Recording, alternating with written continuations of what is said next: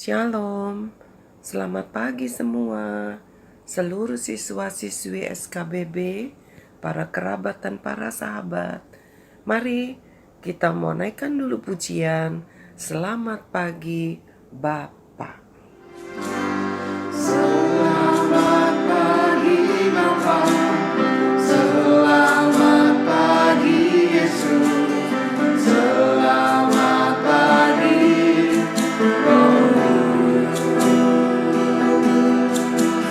Terima kasih atas anugerah-Mu, semalam Kau berlalu. Ku memuji, ku bersyukur, memuliakan nama-Mu. Allah Bapa, Putra Roh Kudus, terima kasih. Bapa dalam surga, terima kasih untuk pagi ini. Kami mengucap syukur buat pemeliharaan Tuhan, buat kebaikan Tuhan yang tidak pernah putus-putusnya di dalam hidup kami. Mari ya Tuhan, isi penuh piring hati kami dengan sarapan sorgawi-Mu, agar kami menjadi sehat, rohani kami, dan juga pasti jasmani kami juga dikenyangkan oleh-Mu. Di dalam nama Tuhan Yesus, amin. Senang sekali kita masih bisa berjumpa di dalam program Sarapan Sorgawi ini. Tanpa terasa kita sudah sampai di hari Kamis, minggu yang kedua di bulan kedua tahun 2021. Besok adalah hari besar tahun baru suku Tionghoa ya. Masih banyak orang Indonesia keturunan suku Tionghoa yang masih merayakan tahun baru menurut penanggalan kalender Tiongkok begitu ya. Oleh sebab itu sarapan sorgawi besok tidak hadir. Kita akan bertemu lagi di hari Senin. Mari kita mau dengarkan firman Tuhan. Kalau 2 hari Senin dan hari Selasa yang lalu, kita mendengar bahwa kita ini hanya seperti ulat di mata Tuhan. Lalu kita ini seperti debu yang kena angin, ya sudah terbang begitu, tidak terlihat lagi. Nah, hari ini kita mau masuk kepada satu tema yang berjudul Aku ini biji matanya Tuhan.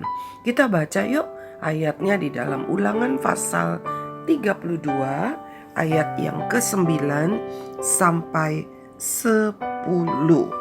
Ulangan pasal ke-32 ayat yang ke-9 dan 10. Tetapi bagian Tuhan ialah umatnya. Yakub ialah milik yang ditetapkan baginya. Didapatinya dia di suatu negeri, di padang gurun, di tengah-tengah ketandusan dan auman padang belantara. Dikelilinginya dia dan diawasinya dia, dijaganya sebagai biji matanya. Wow, luar biasa. Firman Tuhan ini bukan hanya untuk Yakub, tetapi dengan jelas ayat 9 berkata, bagian Tuhan ialah umatnya. Kamu dan saya adalah umatnya Tuhan.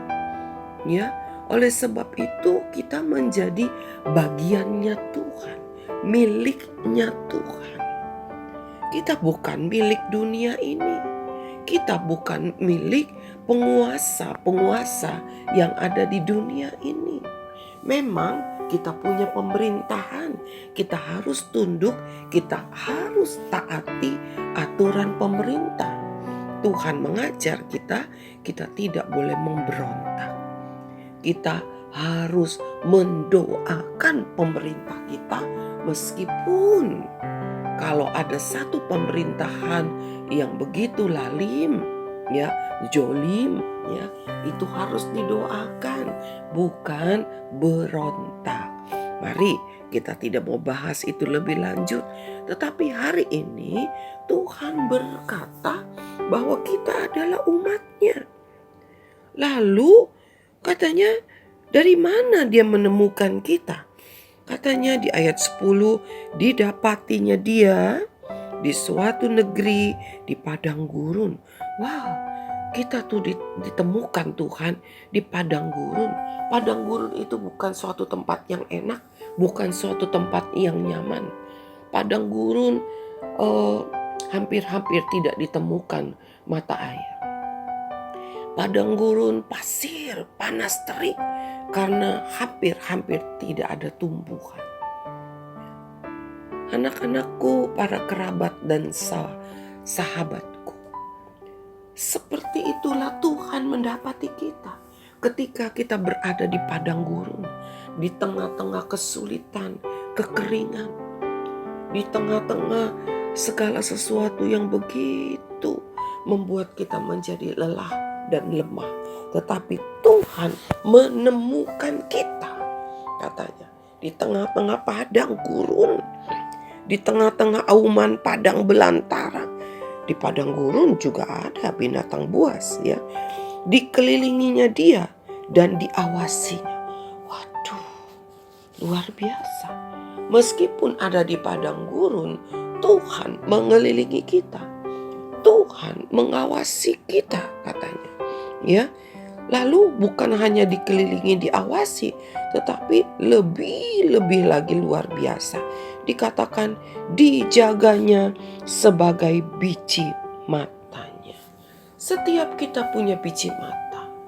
Coba deh, kalau ada debu yang tidak terlihat ketika masuk mengenai mata, bertiup ke arah mata kita, otomatis kelopak mata menutup tanpa kita suruh.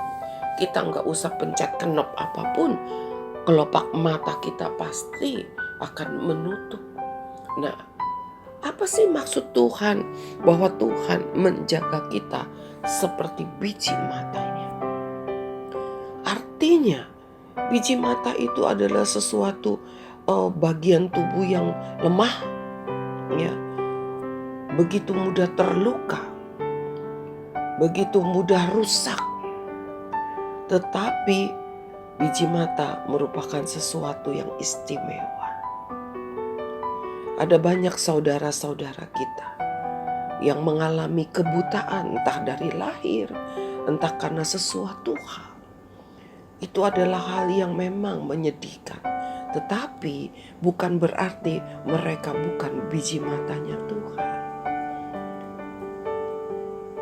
Tuhan memberikan mereka cara melihat dengan cara yang lain. Mereka mempunyai kepekaan. Ada yang peka di dalam hal musik, ada yang peka di dalam hal memuji Tuhan. Luar biasa. Nah, anak-anak yang Tuhan sayang, hari ini siapapun diri kita, kita adalah biji matanya Tuhan. Kita adalah hal yang sangat berharga buat Tuhan. Dia tidak akan biarkan kita begitu saja. Dia jaga kita dengan begitu istimewa. Kalian tahu di biji mata ini ada perlindungan-perlindungan khusus. Ya, kalau yang sudah kelas 4 itu di sains belajar tentang bola mata. Ya, di bagian luar ada perlindungan kelopak mata. Lalu ada bulu mata, ada alis mata. Ya, buat apa alis mata? Menahan keringat yang turun agar tidak langsung turun mengenai biji mata. Bulu mata juga untuk menyaring supaya udara yang masuk, debu-debu itu tersaring di bulu mata. Luar biasa. Ya, mau bulu matanya panjang atau pendek, tetap Tuhan berikan bulu mata untuk berfungsi bagi biji mata secara khusus, untuk kecantikan juga. berfungsi, ya. Lalu di bagian dalam ada cairan sehingga biji mata kita tidak kering, sehingga ketika kelopak mata tertutup, terbuka, itu tidak melukai biji mata, ya. Lalu di dalamnya lagi, kita tidak akan belajar sains tentang mata hari ini, tetapi bagaimana secara sains Tuhan buktikan bahwa mata itu perlu perlindungan yang khusus. Demikian juga setiap kita dijaganya, dipeliharanya dengan luar biasa, meskipun kita ini lemah, meskipun kita ini tidak seolah-olah tidak berdaya, ya. Anak-anak yang Tuhan kasih, kita mau lihat lagi satu firman Tuhan di dalam 1 Korintus pasal yang pertama ayat 27 dan 28. 1 Korintus pasal yang pertama ayat 27 dan 28. Tetapi apa yang bodoh bagi dunia dipilih Allah untuk memalukan orang-orang yang berhikmat. Dan apa yang lemah bagi dunia dipilih Allah untuk memalukan apa yang kuat, ya. Lalu ayat 28, dan apa yang tidak terpandang dan yang hina bagi dunia dipilih Allah, bahkan apa yang tidak berarti dipilih Allah untuk meniadakan apa yang berarti. Coba kita perhatikan, kita bandingkan dengan Ulangan pasal 32 ayat yang ke-10. Dikatakan Tuhan menemukan kita di suatu negeri di padang gurun. Negeri apa? Enggak disebut. Karena negerinya memang tidak punya nama. Negeri yang tidak jelas. Demikianlah hidup kita. Demikianlah keberadaan kita. Kita ini berasal dari yang tidak berharga. Kita hanya ulat, kita hanya debu di matanya. Tetapi Dia pilih kita, Dia temukan kita, Dia kelilingi kita, Dia awasi kita, Dia jaga kita seperti biji matanya. Supaya apa? Tuhan dengan jelas dalam 1 Korintus pasal yang pertama ayat 27 dan 28 dikatakan, justru yang bodoh bagi dunia. Mungkin di sekitarmu menganggap engkau bodoh, tetapi Tuhan pilih engkau, ya. Mungkin engkau lemah bagi dunia, ya nggak bisa apa-apa, ya bodoh, ya siapa sih dia, ya, tidak terpandang bagi dunia, mungkin dihina, tetapi Tuhan pilih justru karena apa? Bagi Tuhan kita adalah biji matanya. Anak-anak Tuhan kasihi. Apakah berarti kalau ada yang bodoh, ya udah saya nggak usah belajar, yang penting saya biji matanya Tuhan? Oh, bukan begitu. Tuhan berikan hikmat. Kalau kita perhatikan, ya, ayat 27. Apa yang bodoh bagi dunia dipilih Allah untuk memalukan orang-orang yang berhikmat. Orang berhikmat itu lebih pandai dari orang pandai, ya. Kok bisa? Karena orang yang bodoh dipilih Allah, diberikan hikmatnya Allah, bukan hikmatnya dunia. Sehingga dia bisa mengalahkan hikmat dunia. Anak-anak yang Tuhan sayang, jangan pernah berkecil hati dengan keadaanmu. Saudaraku dan para sahabatku, jangan pernah berkecil hati karena engkau begitu miskin menurut dirimu. Karena engkau mungkin begitu bodoh, atau mungkin engkau bukan orang yang terpandang. Ketika ada di perkumpulan banyak orang, mungkin engkau tidak ada yang menyapamu. Tidak apa-apa, enggak penting, ya. Yang penting adalah kita adalah biji matanya Tuhan. Tuhan lihat kita, Tuhan awasin kita, Tuhan jaga kita seperti biji matanya. Luar biasa, kasih Tuhan begitu besar di dalam hidup kita. Saya ingat ada satu nyanyian, sayang suara saya nggak bagus, ya. Suara saya tidak bagus, apalagi ini lagi parau begini, ya. Yang jagaku seperti biji matamu. Jagaku seperti biji matamu, lindungi dalam naunganmu, agar jangan aku mati rohani. Jagaku seperti biji matamu. Wah, luar biasa.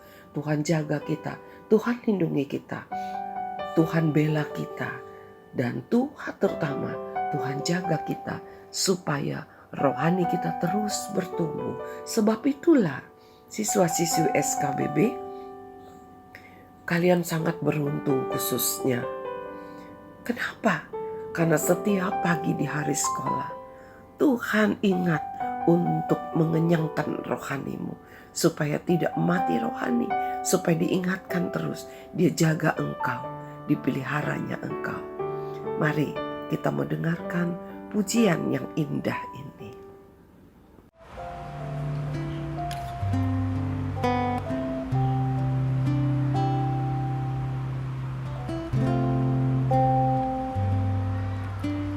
Kasih yang sempurna telah ku terima darimu, bukan karena kebaikanku, hanya oleh kasih karuniamu. Kau pulihkan aku, layakkanku untuk dapat memanggilmu Bapa.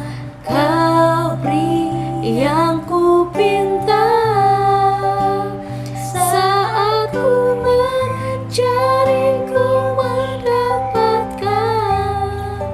Ku ketuk pintumu dan kau bukakan, sebab kau Bapa-Ku, Bapa yang kekal. Takkan kau biarkan aku melangkah hanya sendirian. Kau selalu ada bagiku, sebab kau Bapa-Ku, Bapa yang kekal. Bapa, kami sangat bersuka cita karena Engkau menemukan kami ketika kami ada di tengah-tengah padang gurun kehidupan, ketika kami ada di tengah-tengah ketakutan auman belantara. Dan Tuhan mendapati kami sebagai seorang yang tidak berarti, bodoh, tidak berhikmat. Manusia tidak memandang kami mungkin. Mungkin kami menurut ukuran dunia tidak ada satupun yang dapat diperhitungkan di dalam diri kami. Tetapi kami mendengar firman-Mu pagi hari ini. Kami mengucap syukur karena Tuhan memperhitungkan kami. Karena Tuhan begitu menghargai kami. Tuhan menjaga kami seperti biji mata-Mu. Tuhan menempatkan kami menjadi bagian daripada diri-Mu, daripada tubuh-Mu yang begitu istimewa. Kedudukan kami begitu istimewa di hadapan Tuhan. Mampukan kami Tuhan hidup sebagai biji mata-Mu. Kami tidak hidup sia-sia. Kami tidak hidup mempermalukan nama-Mu. Kami tidak hidup menurut cara kami sendiri. Kami tidak hidup semau kami. Terima kasih Tuhan. Kami mengucap syukur di dalam nama Tuhan Yesus. Amin. Tuhan Yesus memberkati. Sampai bertemu besok pagi.